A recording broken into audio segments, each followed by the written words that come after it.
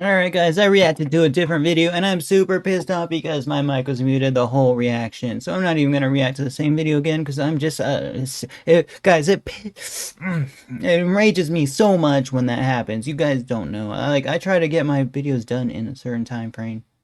And I forgot to unmute my mic, so I just deleted the video, man. I spent so long reacting to I spent like 10 minutes react. Okay, guys, different video. The vision for mixed reality now versus the future. Let's check it out. Another video. Bye. Theory I've been thinking about.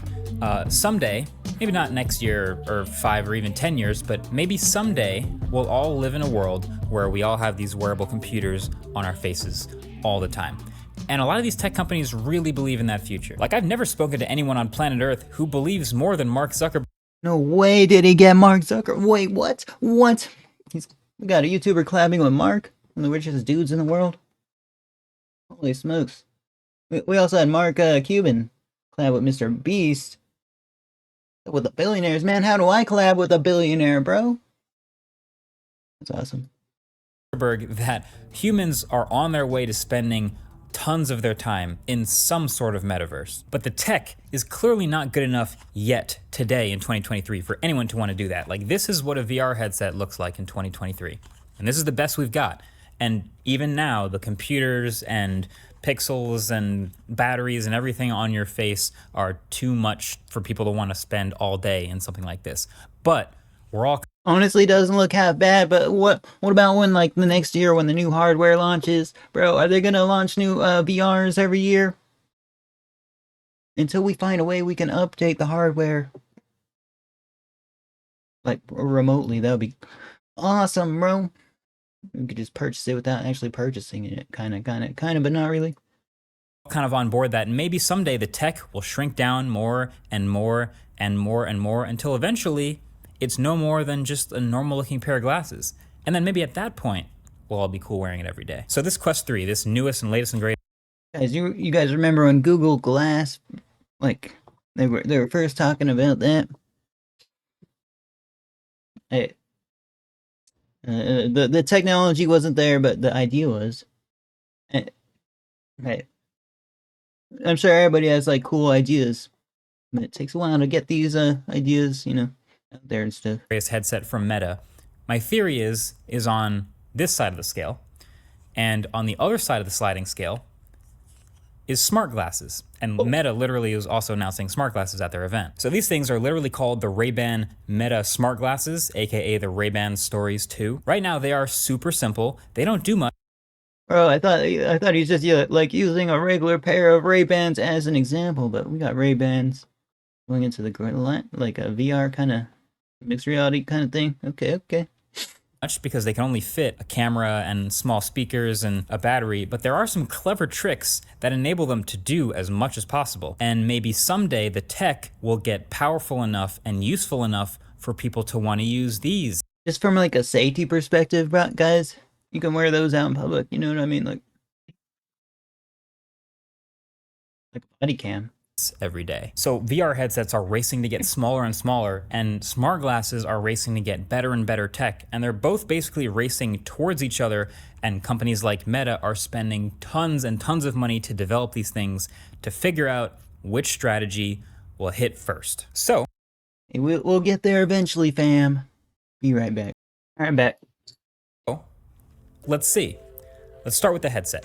So this is the latest and greatest from Meta, the Quest 3. And this is the year they made their big pivot to it being a mixed reality headset, which in hindsight feels like a natural progression for these things if you want to get them more comfortable for people to. Guys, we need, like, guys, where's the $10,000 kind of tech? I'm sure they can make something better. Guys, we need, like, super cool technology like that, man. Wear every day, like glass. How much is this, like 2,000? So in previous VR headsets, it really felt like pass-through was an afterthought. Like, you put the headset on and you're just immediately in your own world until you take the headset off. And this new version is still built to be immersive. It still has all the light blocking and fills your field of view with screens and makes it as immersive as possible. But it now has a bunch more sensors arranged around the outside that make pass-through dramatically better than before. It's now Honestly, this is pretty cool and I'm trying out, but it'll take some getting used to for me, man. What time to be alive, though, right, guys? That's pretty cool. color, stereo, very low latency, and decently high resolution. And there's immediately a bunch of benefits to having pass-through being this good.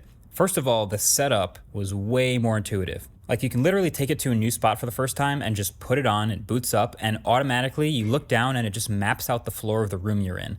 The available Whoa. floor space, the objects in the room, the spots where you can stand. That's so cool. And to surprisingly great accuracy.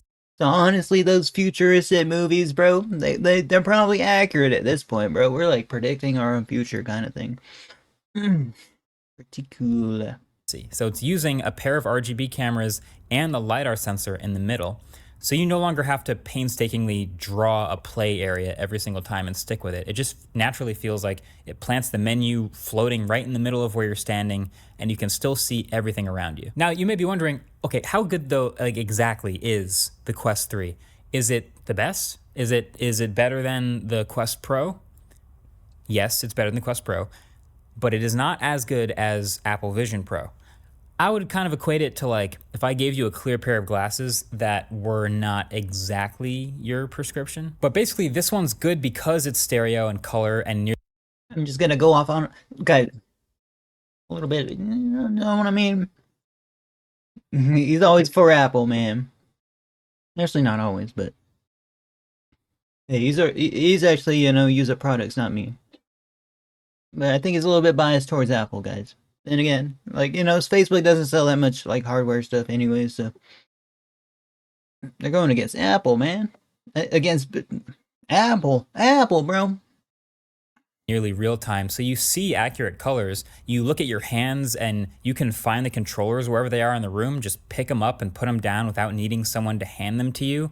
Just so many benefits like that. There's also just a small amount of distortion with up-close objects and things near the edges of your vision. But it's not quite high enough fidelity to like pick up your phone and start using that screen. So like if you get a text, you're still gonna have to take the headset off to be able to read it. And I know comparing it to a $3,500 headset feels unnecessary, and it kind of is, but also a lot of people have asked me about it, and I am one of few people who can actually say they've tried both. So I will say that yes, Apple Vision Pro is still the best pass-through I've ever experienced. I distinctly remember taking notes about my experience on my phone while still wearing the headset. It was kind of insane. But for a $500 headset, yeah, this is absolutely as good as you're gonna see. And we got budget options out here, guys. Did not know it was that much. It looks like it's worth more though, right, guys? In my opinion. It ain't got no cool see-throughness. And that's what kind of makes it not cool. Not that good, right?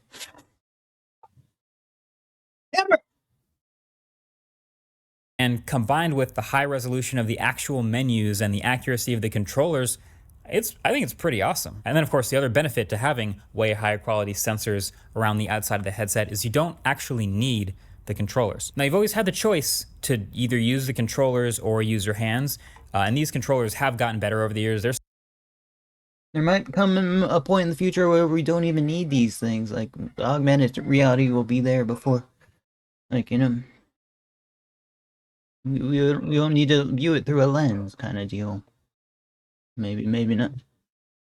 Smaller, they're pretty sweet. They have better haptics than ever before, but the hand tracking has also gotten way better and really intuitive and responsive. And I think, all right, guys. I think this is key again to feeling like the future. So you do this pinch gesture here to pull up the menu and move around to select things. You can. Now I'll be super amazed. I'm still amazed, but I'll be super amazed. Once we get to that point where I don't want to see Mark Zuckerberg talk, bro, but where we just use our minds to do this kind of stuff. Literally scroll around menus by touching the digital menu and flinging them through space with your finger. Or you can grab a window threads, and just move it around, putting it on a table or floating it in the air, and it just stays locked there, which is pretty awesome. So pretty much. Oh man, so they're coming out. They got their own OS and stuff, kind of. All right. Everything except typing is natural. It No internet, what? works as you'd expect, like you're typing on a virtual keyboard floating in space, but this will definitely take more practice because there's no haptic feedback. See, the other gestures I was talking about almost always have a haptic Guys, in the future, it'll be eye tracking kind of typing or something like that. feedback of your own fingers hitting each other, which is really interesting. This keyboard here, you're sort of just poking an invisible plane in the air where the keyboard should be, so that's a little tougher. The main selling point of this headset, though, is still playing games. That's still what it's super good at, and it plays all the same games that the Quest 2 could play, and there are even some games optimized for Quest 3 that it's even better at. It has this next-gen Qualcomm Snapdragon XR2 chip. It has higher resolution per eye. It has a wider, more immersive field of view. And it's, in my opinion, slightly more comfortable thanks to this new strap that improves weight distribution. So I've been playing a bunch. I've Thank goodness. really enjoyed this golf game that feels surprisingly realistic. If these games have multiplayer, that's a dub. That's a dub all day. Multiplayer plus leaderboards. Yeah, tracking, that'd be amazing. As someone that was expecting like Wii Golf levels of graphics and control. Also ping pong, which this has this eerie multiplayer mode online where someone else's avatar just shows up in your space standing 10 feet away from you, but with no legs. But there's, you know, the classics like Beat Saber, Super Hot, and then even some new ones like Gorilla Tag is blowing Like the Wii Sports of a VR. up. All of this stuff is the main reason why today you'd buy something like this, to spend like half an hour in the thing.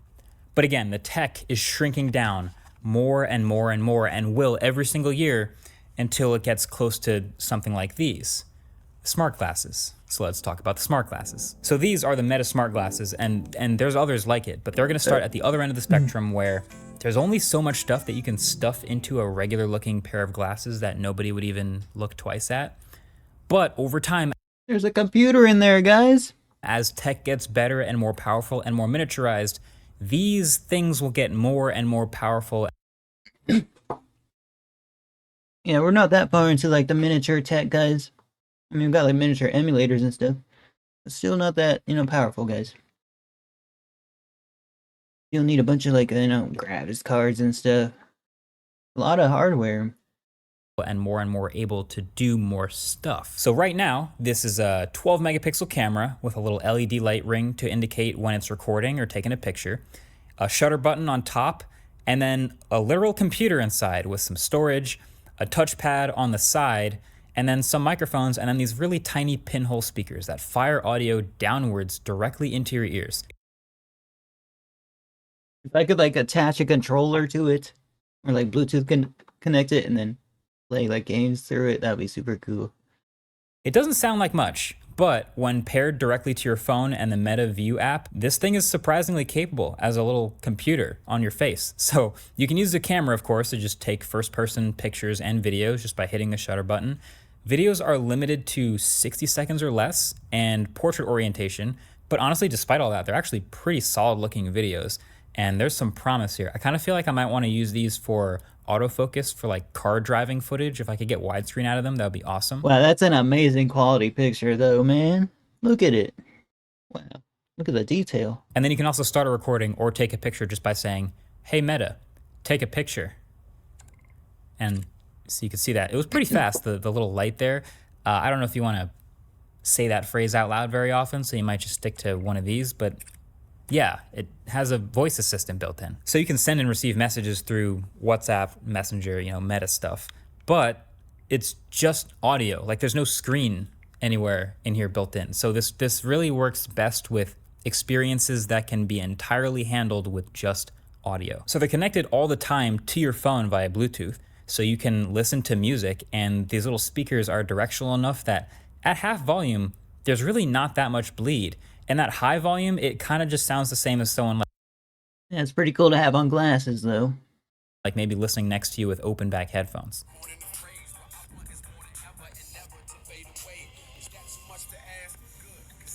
That's as loud as it gets. But you can also ask questions of the Meta virtual assistant, little AI virtual assistant built into the computers in this little pair of glasses. And you have to ask it, "Hey Meta, what's the weather tomorrow?" And then it reads the answers directly into your ears. And so now I know It's going to rain for our last practice of the year. Great. We can also ask it random questions about people. I asked it to write a poem and it gave me a poem. It's internet connected from your phone, so it can do a bunch of stuff. For fun, I asked it to write an acceptance speech for me as I walk onto stage wearing the sunglasses. And by the time I got on stage, I can start saying an acceptance speech as it's reading them into my ears, which The whole concept of AI is very, very cool. An acceptance speech. Wow. I thought that's kind of a fun hack.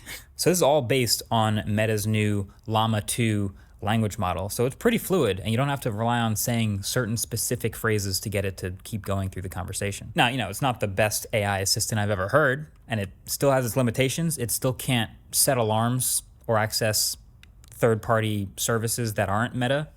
But the fact that I could be on a phone call right now and you wouldn't even notice in public, that's kind of the point. There's 2 different styles by Ray-Ban for these. These are the Headliner and the Wayfarer. The downside is very clearly battery life. I mean, this is a small battery to fit in here. So it's cool that you have this wireless charging case. So the second you take them off, you can just put them in the case and charge them back up, just like earbuds, basically. So it's more about how many times the case can charge them up. Honestly, on one charge, if I listen to a bunch of music and take a bunch of pictures and videos, I can kill these things in under 2 hours. But they're quoting 36 total hours of battery life with the charging case. By the way, the Charging case? recording light is on one side, but then it's the camera on the other side, so that keeps it nice and symmetrical, like normal glasses should be. But that's the idea. This is about as much tech as you can fit in a normal-looking pair of glasses in 2023 without it starting to look weird with the current tech we have. But it's going to be more and more and more stuff and still looking like this every year. So No mention of like the graphics card. I mean, it's not even a computer based. It's hardly a computer, guys. question is, which side would you bet gets mass adoption first? And this is a question tech companies have to answer before they start investing. Now, Meta is invested in both, so maybe they win either way and they're involved. But if you're Snapchat, they've already tried just the smart glasses and maybe they'll keep doing that later. If you're Apple, they've clearly started with Apple Vision Pro and they're gonna try to miniaturize that and shrink that year after year. But which side? And what a time to be alive for all of this, because the tech that we're gonna have on our faces in 10, 20 years is gonna look insane compared to what we have today. The same way that the tech we had 10 years ago looks archaic compared to what we have now. So all that being said, I'll leave you with this. 1, Quest 3 for $500 is awesome, and if you're looking to get a VR headset or a mixed reality headset at all, no problem recommending this one. It's pretty sweet. 2, Apple's Vision Pro is still on track to be released early 2024, and I think it's gonna be pretty awesome. So make sure you get subscribed to see the review of that when it happens. I mean, they already have the product there, guys. And 3, I'm pretty sure we are barreling towards this computers on our faces future at some point. It does feel like it's picking up that much steam and that much investment. So even if you don't believe we are gonna be wearing these on our faces for a super long time, it probably won't be this. It'll be something smaller, and slowly we'll get more and more. That's what I was thinking as well. Alright, guys, that's a video. When the Vision Pro's slightly miniaturized and becomes aggressively cost effective, that'd be awesome. Just like our phones have been slightly cost effective. Phones are free nowadays, so you swear I am. Alright, guys, thank you for watching. Peace out. Another great video. See you guys next one, okay?